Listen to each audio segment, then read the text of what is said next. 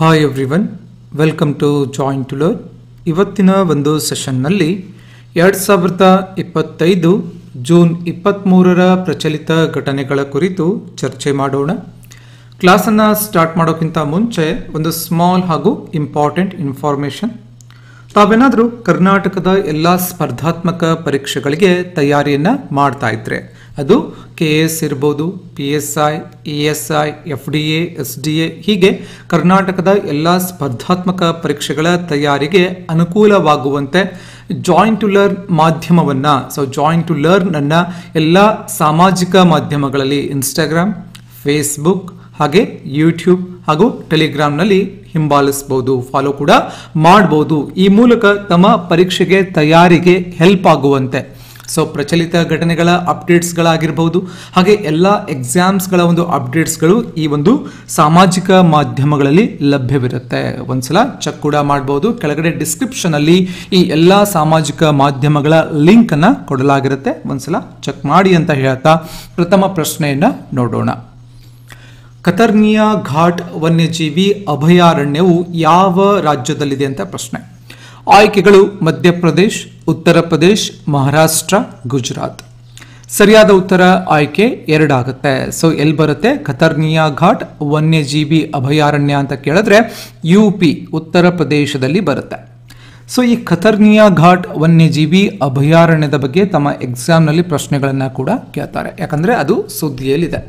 ನಾವು exact location ಅನ್ನು ನೋಡೋದಾದ್ರೆ ಇದು ಎಲ್ಲಿ ಕಂಡು ಬರುತ್ತೆ ಅಂತ ಕೇಳಿದ್ರೆ ಉತ್ತರ ಪ್ರದೇಶದ ಬಹರೈಚ್ ಜಿಲ್ಲೆಯಲ್ಲಿ ಇದು ಕಂಡು ಬರುತ್ತೆ. ಯಾವುದು? ಕತರ್ನಿಯಾ ಘಾಟ್ ವನ್ಯಜೀವಿ ಅಭಯಾರಣ್ಯ.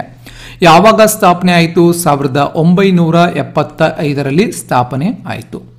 ಮತ್ತು ಇದು ಸುಮಾರು 400 ಚದರ ಕಿಲೋಮೀಟರ್ಗಳಷ್ಟು ಒಂದು ವಿಸ್ತೀರ್ಣವನ್ನ ಕೂಡ ಹೊಂದಿರುತ್ತೆ. ಮತ್ತು ದುಧ್ವಾ ಹುಲಿ ಸಂರಕ್ಷಣಾ ಪ್ರದೇಶದ ಭಾಗವಾಗಿ ಪ್ರಾಜೆಕ್ಟ್ ಟೈಗರ್ನಲ್ಲಿ ಈ ಒಂದು ಕತರ್ನಿಯಾ ಘಾಟ್ ವನ್ಯಜೀವಿ ಅಭಯಾರಣ್ಯ ಸೇರಿರುತ್ತೆ. ಹಾಗಾದ್ರೆ ಪ್ರಾಜೆಕ್ಟ್ ಟೈಗರ್ ಅಂದ್ರೆ ಹುಲಿಗಳನ್ನ ಸಂರಕ್ಷಣೆ ಮಾಡೋಕೆ ಸರ್ಕಾರ ಕೈಗೊಂಡಂತಹ ಒಂದು ಯೋಜನೆ ಯಾವುದು? Project tiger. ಈ ಒಂದು ಪ್ರಾಜೆಕ್ಟ್ ಟೈಗರ್ ಮತ್ತು ಪ್ರಾಜೆಕ್ಟ್ ಎಲಿಫೆಂಟ್, ಪ್ರಾಜೆಕ್ಟ್ ಟೈಗರ್ ಮತ್ತು ಪ್ರಾಜೆಕ್ಟ್ ಎಲಿಫೆಂಟ್ ಬಗ್ಗೆ ಪ್ರೀವಿಯಸ್ನ ಹಲವಾರು ಎಕ್ಸಾಮ್ಸ್ಗಳಲ್ಲಿ from police constable to KS ಬೇರೆ ಬೇರೆ ಎಕ್ಸಾಮ್ಸ್ಗಳಲ್ಲಿ ಪ್ರಶ್ನೆಗಳನ್ನು ಕೇಳಿದ್ದಾರೆ. ಹಾಗಾದ್ರೆ ಪ್ರಾಜೆಕ್ಟ್ ಟೈಗರ್ ಯಾವಾಗ ಸ್ಟಾರ್ಟ್ ಆಯಿತು ಅಂತ ತಮಗೆ ಗೊತ್ತಿರಬೇಕು.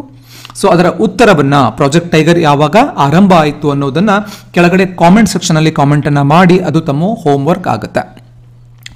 ಕಮಿಂಗ್ ಟು ದ ಪಾಯಿಂಟ್, ಈ ಒಂದು ವನ್ಯಜೀವಿ ಅಭಯಾರಣ್ಯದಲ್ಲಿ ಹುಲಿಗಳು, ಘಾರಿಯಾಲ್, ಆನೆ, ಗ್ಯಾಂಗೆಟಿಕ್ ಡಾಲ್ಫಿನ್ಗಳು ಮುಖ್ಯವಾಗಿ ಕಂಡುಬರುತ್ತೆ. ಹಾಗಾದ್ರೆ ಈ ಕತರ್ನಿಯಾ ಘಾಟ್ ವನ್ಯಜೀವಿ ಅಭಯಾರಣ್ಯ ಯಾಕೆ ಸುದ್ದಿಯಲ್ಲಿದೆ ಅಂದ್ರೆ, ರೀಸೆಂಟ್ ಆಗಿ 7 ಘರಿಯಲ್ಗಳನ್ನ ಇಲ್ಲಿ ಕಂಡುಬರುವಂತಹ ಘರಿಯಲ್ಗಳೇನಿದೆ ಅದಕ್ಕೆ ಮತ್ತೊಂದು ಆಡ್ ಆನ್ ಆಗಿ 7 ಹೊಸ ಘರಿಯಲ್ಗಳನ್ನ ಸಂರಕ್ಷಣೆಗಾಗಿ ಗಿರ್ವಾ ನದಿಗೆ ಬಿಟ್ಟ ನಂತರ ಕತರ್ನಿಯಾ ಘಾಟ್ ವನ್ಯಜೀವಿ ಅಭಯಾರಣ್ಯ ಇವಾಗ ಸುದ್ದಿಯಲ್ಲಿದೆ. ನಮಗೆ ಮುಖ್ಯವಾಗಿ ಯಾಕೆ ಸುದ್ದಿಯಲ್ಲಿದೆ ಅನ್ನೋದು ಗೊತ್ತಿರಬೇಕು ಮತ್ತು ಅದರ ಬ್ಯಾಕ್ಗ್ರೌಂಡ್ ಇನ್ಫಾರ್ಮೇಶನ್ ಕೂಡ ಗೊತ್ತಿರಬೇಕು. ಈ ಘರಿಯಲ್ಗಳೇನಿದೆ ಉದ್ದವಾದಂತಹ ಮತ್ತು ತೆಳುವಾದ ಮೂತಿಯನ್ನ ಮತ್ತು ಚೂಪಾದ ಹಲ್ಲುಗಳನ್ನ ಹೊಂದಿರುವ ಮೀನನ್ನ ತಿನ್ನುವಂತಹ ಒಂದು ಸರೀಸೃಪ ಆಗುತ್ತೆ. ಅದರ ಲಕ್ಷಣಗಳು ಕೂಡ ತಮಗೆ ಗೊತ್ತಿರಬೇಕಾಗತ್ತೆ.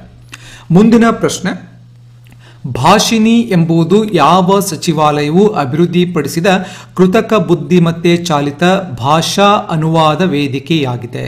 ಆಯ್ಕೆಗಳು ಎಲೆಕ್ಟ್ರಾನಿಕ್ಸ್ ಮತ್ತು ಮಾಹಿತಿ ತಂತ್ರಜ್ಞಾನ ಸಚಿವಾಲಯ, ವಿಜ್ಞಾನ ಮತ್ತು ತಂತ್ರಜ್ಞಾನ ಸಚಿವಾಲಯ, ರಕ್ಷಣಾ ಸಚಿವಾಲಯ, ಗೃಹ ವ್ಯವಹಾರಗಳ ಸಚಿವಾಲಯ. ಸರಿಯಾದ ಉತ್ತರ ಆಯ್ಕೆ 1 ಆಗುತ್ತೆ. ಎಲೆಕ್ಟ್ರಾನಿಕ್ಸ್ ಮತ್ತು ಮಾಹಿತಿ ತಂತ್ರಜ್ಞಾನ ಸಚಿವಾಲಯ ಅಭಿವೃದ್ಧಿಪಡಿಸಿರುವಂತಹ ಒಂದು ಆರ್ಟಿಫಿಷಿಯಲ್ ಇಂಟೆಲಿಜೆನ್ಸ್ ಕೃತಕ ಬುದ್ಧಿಮತ್ತೆ ಚಾಲಿತ ಒಂದು ಭಾಷಾ ಅನುವಾದ ವೇದಿಕೆ ಆಗುತ್ತೆ. ಈ ಭಾಷಿಣಿ AI ಬಗ್ಗೆ ನಿಮಗೆ ಗೊತ್ತಿರಬೇಕು. Bhasha interface for India. Full form ಗೊತ್ತಿರಬೇಕು, Bhasha interface for India. MeitY 2022ರಲ್ಲಿ ಪ್ರಾರಂಭಿಸಿದ ರಾಷ್ಟ್ರೀಯ ಭಾಷಾ ಅನುವಾದ ಮಿಷನ್ನ ಅಡಿಯಲ್ಲಿ ಇದು ಪ್ರಮುಖ ಇನಿಷಿಯೇಟಿವ್ ಆಗುತ್ತೆ. ಇದು ಆರ್ಟಿಫಿಷಿಯಲ್ ಇಂಟೆಲಿಜೆನ್ಸ್ ಚಾಲಿತ ಭಾಷಾ ಅನುವಾದದ ಮೂಲಕ ಭಾರತೀಯ ಭಾಷೆಗಳಲ್ಲಿ ಡಿಜಿಟಲ್ ವಿಷಯ ಮತ್ತು ಸೇವೆಗಳನ್ನು ಪ್ರಜಾಪ್ರಭುತ್ವಗೊಳಿಸುವಂತಹ ಒಂದು ಗುರಿಯನ್ನು ಹೊಂದಿರುತ್ತೆ. ಈ ಭಾಷಿಣಿಯಲ್ಲಿ 22 ಭಾರತೀಯ ಭಾಷೆಗಳಲ್ಲಿ ನೈಜ ಸಮಯದ ಪಠ್ಯ ಮತ್ತು ಭಾಷಣ ಅನುವಾದ ನಮಗೆ ಒದಗಿಸುತ್ತೆ. ನೈಸರ್ಗಿಕ ಭಾಷಾ ಪ್ರಕ್ರಿಯೆ ಮತ್ತು AI ಅನ್ನ ಇದು ಬಳಸುತ್ತೆ. ಆಲ್ರೆಡಿ ಹೇಳಿರುವ ಹಾಗೆ ಇದೊಂದು ಕೃತಕ ಬುದ್ಧಿಮತ್ತೆ ಆಧಾರಿತ ಒಂದು ಪ್ಲಾಟ್ಫಾರ್ಮ್ ಆಗುತ್ತೆ.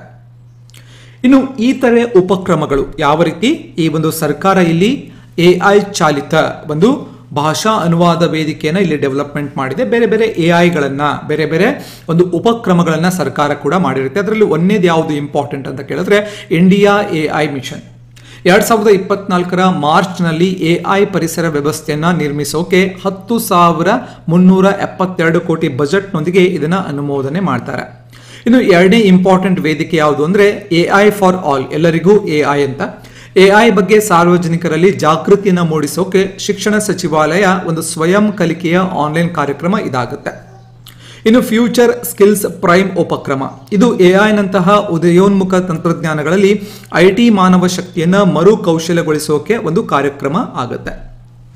ಇನ್ನು India AI data set platform, ಇದು AI ಅಭಿವೃದ್ಧಿಗಾಗಿ ಒಂದು ಉತ್ತಮ ಗುಣಮಟ್ಟದ ವೈಯಕ್ತಿಕವಲ್ಲದ ಡೇಟಾ ಸೆಟ್ಗಳೊಂದಿಗೆ ತಡೆರಹಿತ ಪ್ರವೇಶವನ್ನ ಒಂದು ಆಕ್ಸೆಸ್ ಅನ್ನು ಕೊಡುತ್ತೆ.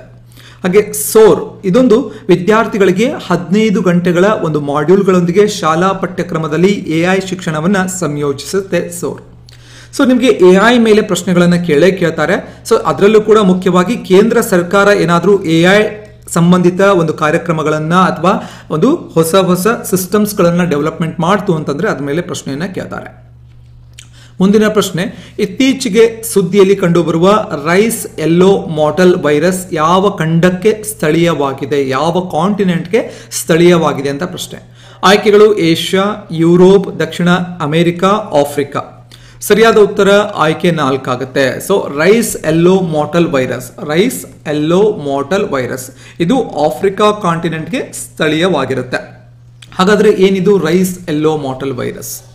ರೈಸ್ ಯೆಲ್ಲೋ ಮಾಟಲ್ ವೈರಸ್ ಮುಖ್ಯವಾಗಿ ಉಪ ಸಹರಾ ಆಫ್ರಿಕಾದ ಅಕ್ಕಿ ಬೆಳೆಗಳಿಗೆ ಒಂದು ಹೊರೆ ಆಗುತ್ತೆ. ಅಕ್ಕಿ ಬೆಳೆಗಳಿಗೆ ಇದು ಸಂಬಂಧಪಡುತ್ತೆ. ಅಕ್ಕಿ ಬೆಳೆಗಳಿಗೆ ಇದು ಹೊರೆ ಆಗುತ್ತೆ, ಯಾಕಂದ್ರೆ ಇಳುವರಿ ಕಮ್ಮಿ ಆಗುತ್ತೆ.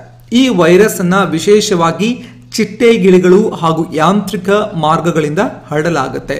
So mode of transport system ಅಥವಾ ಯಾವ ರೀತಿ ಟ್ರಾನ್ಸ್ಫಾರ್ಮ್ ಆಗುತ್ತೆ, ಮೋಡ್ ಆಫ್ ಟ್ರಾನ್ಸ್ಫಾರ್ಮ್ ಯಾವುದಿದು ಅಂತ ಕೇಳಿದ್ರೆ ಮೆಕ್ಯಾನಿಕಲ್ ಮೆಥಡ್, ಅಂದ್ರೆ ಯಾಂತ್ರಿಕ ಒಂದು ಮಾರ್ಗ ಇರಬಹುದು ಅಥವಾ ಚಿಟ್ಟೆ ಗಿಳಿಗಳ ಮೂಲಕ ಇದು ಹರಡುತ್ತೆ. ಯಾವ ರೀತಿ ಹರಡುತ್ತೆ ಅಂತ ತಮ್ಮ ಎಕ್ಸಾಮ್ ನಲ್ಲಿ ಕೇಳ್ತಾರೆ.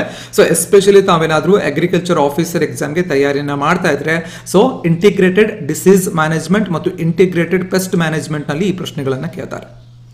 ಇಲ್ಲಿ ಲಕ್ಷಣಗಳೇನು ರೈಸ್ ಯೆಲ್ಲೋ ವೈರಸ್ ಅಂತ ಕೇಳಿದ್ರೆ ಎಲೆಗಳೇನಾಗುತ್ತೆ, ಹಳದಿ ಬಣ್ಣಕ್ಕೆ ಟರ್ನ್ ಆಗುತ್ತೆ. ಸೊ ಬೆಳವಣಿಗೆ ಕುಂಠಿತ ಆಗುತ್ತೆ ಮತ್ತು ಧಾನ್ಯದ ಭರ್ತಿಯಲ್ಲಿ ನಮಗೆ ಕುಂದು ಕೊರತೆ ಕಂಡು ಬರುತ್ತೆ. ಇನ್ನು RYMV ಅಂತಂದ್ರೆ ರೈಸ್ ಯೆಲ್ಲೋ ಮಾಟಲ್ ವೈರಸ್, ಇದು ಸೋಂಕು ಅತಿ ಸಂವೇದನಶೀಲ ಅಕ್ಕಿ ತಳಿಗಳಿಗೆ ಅತ್ಯಧಿಕವಾಗಿ ಕಂಡು ಬರುತ್ತೆ. 80% ಬೆಳೆಗಳನ್ನ ಒಂದು ಹಾಳು ಮಾಡುತ್ತೆ. ಇಲ್ಲಿ ರೆಸಿಸ್ಟೆಂಟ್ ವೆರೈಟೀಸ್ಗಳನ್ನ, ಪ್ರತಿರೋಧಕ ತಳಿಗಳನ್ನ ಮತ್ತು ಕೆಲವೊಂದು ಕೃಷಿ ಚಟುವಟಿಕೆಗಳ ಮೂಲಕ ಇದನ್ನ ತಡೆಗಟ್ಟಬಹುದು. ಬಟ್ ನಮಗೆ ಎಕ್ಸಾಮ್ ದೃಷ್ಟಿಯಿಂದ ಏನ್ ಇಂಪಾರ್ಟೆಂಟ್, ಎಲ್ಲಿ ಕಂಡು ಬರುತ್ತೆ, ಯಾವ ರೀತಿ ಟ್ರಾನ್ಸ್ಪೋರ್ಟ್ ಆಗುತ್ತೆ ಅಥವಾ ಯಾವ ರೀತಿ ಟ್ರಾನ್ಸ್ಫಾರ್ಮ್ ಆಗುತ್ತೆ ಅನ್ನೋದು ತಮಗೆ ಗೊತ್ತಿರಬೇಕು. ಇನ್ನು ಆಫ್ರಿಕಾ ಕಾಂಟಿನೆಂಟ್ ನ್ಯೂಸ್ ಅಲ್ಲಿ ಇದೆ, ಬಿಕಾಸ್ ಇದು ರೈಸ್ ಯೆಲ್ಲೋ ವೈರಸ್ ನಮಗೆ ಕಂಡು ಬರ್ತಾ ಇರೋದಿಲ್ಲಿ ಮುಖ್ಯವಾಗಿ ಈ ಒಂದು ಕಾಂಟಿನೆಂಟ್ ನಲ್ಲಿ ಹೆಚ್ಚಾಗಿ ಕಂಡು ಬರುತ್ತೆ. ಇನ್ನು ಆಫ್ರಿಕಾ ಕಾಂಟಿನೆಂಟ್ ಬಗ್ಗೆ ಕೂಡ ತಮ್ಮ ಎಕ್ಸಾಮ್ ನಲ್ಲಿ ಪ್ರಶ್ನೆಗಳನ್ನ ಕೇಳ್ತಾರೆ. ಆಫ್ರಿಕಾ ಭೂಭಾಗ ಮತ್ತು ಜನಸಂಖ್ಯೆಯಲ್ಲಿ 2ನೇ ಅತಿ ದೊಡ್ಡ ಖಂಡ ಆಗುತ್ತೆ. ಇಲ್ಲಿ ಮುಖ್ಯವಾಗಿ ನೈಲ್ ನದಿ ಕಂಡು ಬರುತ್ತೆ. ಈ ನೈಲ್ ನದಿ ಏನಿದೆ ವಿಶ್ವದ ಅತಿ ದೊಡ್ಡ ನದಿ ಆಗುತ್ತೆ. ಇದು ಆಫ್ರಿಕಾದಲ್ಲಿ ಹರಿದು ಹೋಗುತ್ತೆ. ಸುಮಾರು ಆಫ್ರಿಕಾದಲ್ಲಿ 54 ಮಾನ್ಯತೆ ಪಡೆದಂತಹ ದೇಶಗಳಿದೆ ಮತ್ತು ಸಹರಾ ಮರುಭೂಮಿ ಕೂಡ ನಮಗೆ ಇಲ್ಲಿ ಕಂಡು ಬರುತ್ತೆ. ಇದು ವಿಶ್ವದ ಅತಿ ದೊಡ್ಡ ಬಿಸಿ ಮರುಭೂಮಿ ಆಗುತ್ತೆ. ಇದು ಉತ್ತರ ಆಫ್ರಿಕಾದಲ್ಲಿದೆ.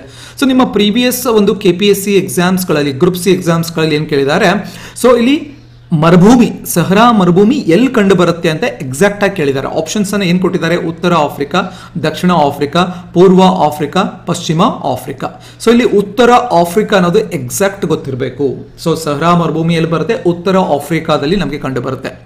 ಆಫ್ರಿಕಾ ಸೊ ಅಷ್ಟೊಂದು ಒಂದು ಹಿಂದುಳಿದ ಕಾಂಟಿನೆಂಟ್ ಅಂತ ಕೆಲವೊಂದು ಕಡೆ ನಾವು ನೋಡಿದ್ರೂ ಕೂಡ ಅಲ್ಲಿ ಮುಖ್ಯವಾಗಿ ಬಂಗಾರ, ಎಣ್ಣೆ, ವಜ್ರ, ಕೊಬಾಲ್ಟ್ ಅಂತಹ ನೈಸರ್ಗಿಕ ಸಂಪತ್ತು ಹೇರಳವಾಗಿ ಕಂಡು ಬರುತ್ತೆ. ಮುಂದಿನ ಪ್ರಶ್ನೆ, ವಿಶ್ವ ಪ್ಯಾರಾ ಅಥ್ಲೆಟಿಕ್ಸ್ ಚಾಂಪಿಯನ್ಶಿಪ್ 2025ರ ಸ್ಥಳ ಯಾವುದು, ಎಲ್ಲಿ ನಡೀತಾ ಇದೆ ಅಂತ ಪ್ರಶ್ನೆ. ಆಯ್ಕೆಗಳು ನವದೆಹಲಿ, ಭೋಪಾಲ್, ಚೆನ್ನೈ, ಹೈದರಾಬಾದ್. ಸರಿಯಾದ ಉತ್ತರ ಆಯ್ಕೆ ಒಂದಾಗುತ್ತೆ. ವಿಶ್ವ ಪ್ಯಾರಾ ಅಥ್ಲೆಟಿಕ್ಸ್ ಚಾಂಪಿಯನ್ಶಿಪ್ 2025 ಎಲ್ಲಿ ನಡೀತಾ ಇದೆ? ನ್ಯೂ ಡೆಲ್ಲಿಯಲ್ಲಿ ನಡೀತಾ ಇದೆ, ನವದೆಹಲಿಯಲ್ಲಿ ನಡೀತಾ ಇದೆ. ಹಾಗಾದ್ರೆ ವಿಶ್ವ ಪ್ಯಾರಾ ಅಥ್ಲೆಟಿಕ್ ಚಾಂಪಿಯನ್ಶಿಪ್ ಅಂದ್ರೆ ಏನು? ಇದು ಅಂತಾರಾಷ್ಟ್ರೀಯ ಪ್ಯಾರಾ ಒಲಿಂಪಿಕ್ ಸಮಿತಿಯ ಉಪಸಮಿತಿಯಾದ ವರ್ಲ್ಡ್ ಪ್ಯಾರಾ ಅಥ್ಲೆಟಿಕ್ಸ್ ನಿಂದ ಆಯೋಜಿಸಲ್ಪಡುತ್ತೆ. ಹಿಂದೆ IPC ಅಥ್ಲೆಟಿಕ್ಸ್ ವಿಶ್ವ ಚಾಂಪಿಯನ್ಶಿಪ್ಗಳು ಎಂದು ಕರೆಯಲಾಗ್ತಾ ಇತ್ತು 2017ಕ್ಕಿಂತ ಮೊದಲು. ಇದು 2 ವರ್ಷಗಳಿಗೆ ಒಮ್ಮೆ ನಡೆಯುವಂತಹ ಒಂದು ಕ್ರೀಡಾಕೂಟ ಆಗುತ್ತೆ. 2 ವರ್ಷಗಳಿಗೆ ಒಮ್ಮೆ ನಡೆಯುತ್ತೆ. ಇಲ್ಲಿ ವಿವಿಧ ವಿಕಲಚೇತನರು ಈ ಒಂದು ಕ್ರೀಡಾಕೂಟದಲ್ಲಿ ಭಾಗವಹಿಸ್ತಾರೆ ಮತ್ತು ಸ್ಪರ್ಧೆ ಏನಿದೆ ಅತ್ಯಂತ ಪಾರದರ್ಶಕವಾಗಿ ಇಲ್ಲಿ ನಡೆಯುತ್ತೆ. ಸೊ ನಮಗೆ ಮುಖ್ಯವಾಗಿ ಇದ್ರ ಬಗ್ಗೆ ಗೊತ್ತಿರಬೇಕು. ಇನ್ನು 11ನೇ ಆವೃತ್ತಿ 2024 ಮೇ 17ರಿಂದ 25ರವರೆಗೆ ಜಪಾನ್ನ ಕೋಬೆನಲ್ಲಿ ನಡೀತು. 2024ರಲ್ಲಿ ಎಲ್ಲಿ ನಡೀತು? ಜಪಾನ್ನಲ್ಲಿ ನಡೀತು. ಇವಾಗ 2025ರಲ್ಲಿ ಎಲ್ಲಿ ನಡೀತಾ ಇದೆ? ಭಾರತದಲ್ಲಿ, ಅದು ನವದೆಹಲಿಯಲ್ಲಿ ನಡೀತಾ ಇದೆ. ಸೊ ತಮಗೆ ಗೊತ್ತಿರಬೇಕು, ಭಾರತ 2024ರ ಕೋಬೆ ಒಂದು ಪ್ಯಾರಾ ಒಲಿಂಪಿಕ್ನಲ್ಲಿ, ವಿಶ್ವ ಅಥ್ಲೆಟಿಕ್ ಪ್ಯಾರಾ ಚಾಂಪಿಯನ್ಶಿಪ್ನಲ್ಲಿ ಎಷ್ಟು ಪದಕಗಳನ್ನು ಗೆತ್ತು? 17 ಪದಕಗಳನ್ನು ಗೆತ್ತು. 6 ಚಿನ್ನ, 5 ಬೆಳ್ಳಿ, 6 ಕಂಚು. ಸೊ ಈ ವರ್ಷ ಎಷ್ಟು ಗೆಲ್ಲುತ್ತೆ ಅನ್ನೋದು ತಮಗೆ ಗೊತ್ತಿರಬೇಕು. ಮುಖ್ಯವಾಗಿ 2025ರ ನವದೆಹಲಿ ಚಾಂಪಿಯನ್ಶಿಪ್ಗಳ ಒಂದು ಮಸ್ಕಾಟ್ ಏನಿದೆ ಅಂದ್ರೆ ವಿರಾಜ್ ಬ್ಲೇಡ್ ಮತ್ತು ಪ್ರಾಸ್ಥೆಸಿಸ್ ಹೊಂದಿರುವ ಯುವ ಆನೆ ಇದು ಮ್ಯಾಸ್ಕಾಟ್ ಆಗುತ್ತೆ. ಸೊ ಈ ಒಂದು 2025ರ ಕ್ರೀಡಾಕೂಟ ಮುಗಿದ ನಂತರ ಎಷ್ಟು ಪದಕಗಳನ್ನು ಗೆತ್ತು ಅನ್ನೋದು ತಮಗೆ ಮುಖ್ಯವಾಗಿ ಗೊತ್ತಿರಬೇಕು. ಅದರ ಬಗ್ಗೆ ನಾವು ಮುಂದಿನ ಕ್ಲಾಸಸ್ಗಳಲ್ಲಿ ಅಪ್ಡೇಟ್ ಅನ್ನ ಮಾಡೋಣ. ಮುಂದಿನ ಪ್ರಶ್ನೆ, ತರಬೇತಿ ಕೇಂದ್ರಗಳ ಮೇಲಿನ ವಿದ್ಯಾರ್ಥಿಗಳ ಅವಲಂಬನೆಯನ್ನು ಕಡಿಮೆ ಮಾಡಲು ಹೊಸದಾಗಿ ರಚಿಸಲಾದ ಸಮಿತಿಯ ಮುಖ್ಯಸ್ಥರು ಯಾರು? ಸೊ ಇವಾಗ ಬೇರೆ ಬೇರೆ ಕೋಚಿಂಗ್ಗಳು ನಡೀತಾ ಇದೆ. ಸೊ ಫ್ರಮ್ ಒಂದು ಟ್ಯೂಷನ್ ಕ್ಲಾಸಸ್ ಇಂದ ಸ್ಟಾರ್ಟ್ ಆಗಿ ಫ್ರಮ್ ಪ್ರೈಮರಿ, ಹೈಸ್ಕೂಲ್, ಇವನ್ ಒಂದು ಕಾಂಪಿಟೇಟಿವ್ ಎಕ್ಸಾಮ್ಸ್ ಅಂತ ಬಂದಾಗ ನೀಟ್, JEE ಅಥವಾ UPSC, KPSC ಈ ರೀತಿ ಕೋಚಿಂಗ್ಸ್ಗಳಿದೆ. ಬಟ್ ಇಲ್ಲಿ ಏನು ಕ್ವಶನ್ ಅಬ್ಸರ್ವ್ ಮಾಡ್ಕೊಳ್ಳಿ, ತರಬೇತಿ ಕೇಂದ್ರಗಳ ಮೇಲಿನ ವಿದ್ಯಾರ್ಥಿಗಳ ಅವಲಂಬನೆ. ತರಬೇತಿ ಕೇಂದ್ರ ಅಂತಂದ್ರೆ UPSC, KPSC ಇಂಥ ಎಕ್ಸಾಮ್ಸ್ಗಳಿಗೆ ತರಬೇತಿ. ಸೊ ಆ ಒಂದು ಕೇಂದ್ರಗಳ ಮೇಲಿನ ಅವಲಂಬನೆಯನ್ನು ಕಡಿಮೆ ಮಾಡೋಕೆ ಹೊಸದಾಗಿ ರಚಿಸಲಾದಂತಹ ಸಮಿತಿಯ ಮುಖ್ಯಸ್ಥರು ಯಾರು? ಆಯ್ಕೆಗಳು ಸುಭಾಷ್ ಸರ್ಕಾರ್, ವಿನೀತ್ ಜೋಶಿ, ಧರ್ಮೇಂದ್ರ ಪ್ರಧಾನ್, K ಸಂಜಯ್ ಮೂರ್ತಿ. ಸರಿಯಾದ ಉತ್ತರ ಆಯ್ಕೆ 2 ಆಗುತ್ತೆ. ಸೊ ಇತ್ತೀಚೆಗೆ ಕೇಂದ್ರ ಸರ್ಕಾರ ವಿನೀತ್ ಜೋಶಿ ಅವರ ಒಂದು ನೇತೃತ್ವದಲ್ಲಿ ಒಂದು ಸಮಿತಿಯನ್ನು ರಚನೆ ಮಾಡುತ್ತೆ. ಸೊ ಇದರ ಸಮಿತಿಯ ಉದ್ದೇಶ ಏನು ಅಂತಂದ್ರೆ ತರಬೇತಿ ಕೇಂದ್ರಗಳ ಮೇಲೆ ವಿದ್ಯಾರ್ಥಿಗಳ ಅವಲಂಬನೆಯನ್ನು ಕಡಿಮೆ ಮಾಡೋದು ಇದರ ಉದ್ದೇಶ ಆಗುತ್ತೆ. ಸೊ ಕೋಚಿಂಗ್ ಸಂಸ್ಕೃತಿಯನ್ನು ಕಡಿಮೆ ಮಾಡೋದು ಮತ್ತು ಪ್ರವೇಶ ಪರೀಕ್ಷೆಗಳ ನ್ಯಾಯಸಮ್ಮತತೆಯನ್ನು ಪರಿಶೀಲಿಸಲು ಒಂದು ಮಾರ್ಗಗಳನ್ನು ಸೂಚಿಸೋಕೆ ಈ ಒಂದು ಸಮಿತಿಯನ್ನು ರಚನೆ ಮಾಡ್ತಾರೆ. ಸೊ ಇವಿಷ್ಟು ಇವತ್ತಿನ ಕ್ಲಾಸ್ನ ಡಿಸ್ಕಷನ್ ಪ್ಲಸ್ ಇನ್ಫಾರ್ಮೇಷನ್ ಆಗಿರುತ್ತೆ. ಕ್ಲಾಸ್ ಇಷ್ಟ ಆದರೆ ಒಂದು ಲೈಕ್ ಮಾಡಿ, ಈ ನಾಲೆಡ್ಜನ್ನು ನಿಮ್ಮ ಫ್ರೆಂಡ್ಸ್ ಜೊತೆ ಕೂಡ ಶೇರ್ ಮಾಡ್ಕೊಳ್ಳಿ. ಹಾಗೆ ನೀವಿನ್ನು ಜಾಯಿನ್ ಟು ಲರ್ನ್ ಯೂಟ್ಯೂಬನ್ನು ಸಬ್ಸ್ಕ್ರೈಬ್ ಮಾಡ್ಕೊಂಡಿರಲಿಲ್ಲ ಅಂದರೆ ಸಬ್ಸ್ಕ್ರೈಬ್ ಮಾಡ್ಕೊಳ್ಳಿ. ಹಾಗೆ ಇನ್ಸ್ಟಾಗ್ರಾಮ್, ಫೇಸ್ಬುಕ್ ಹಾಗೆ ಇವನ್ ಟೆಲಿಗ್ರಾಮಲ್ಲಿ ಕೂಡ ನಮ್ಮ ಜಾಯಿನ್ ಟು ಲರ್ನ್ ಪ್ಲಾಟ್ಫಾರ್ಮನ್ನು ಕೂಡ ಫಾಲೋ ಮಾಡಿ. ತಮ್ಮ ಎಕ್ಸಾಮ್ಸ್ಗಳ ಅಪ್ಡೇಟ್ಸ್ಗಳಿಗಾಗಿ ಫಾಲೋ ಮಾಡಿದ್ರೆ ನಮಗೆ ಎಲ್ಲ ಅಪ್ಡೇಟ್ಸ್ಗಳು ಆನ್ ಡೈಲಿ ಬೇಸಿಸ್ ಸಿಗ್ತಾ ಹೋಗುತ್ತೆ ಅಂತ ಹೇಳ್ತಾ ಮತ್ತೆ ಮುಂದಿನ ಸೆಷನ್ನಲ್ಲಿ ಮತ್ತೊಂದು ವಿಷಯದ ಕುರಿತು ಮಾತನಾಡೋಣ. ಧನ್ಯವಾದಗಳು.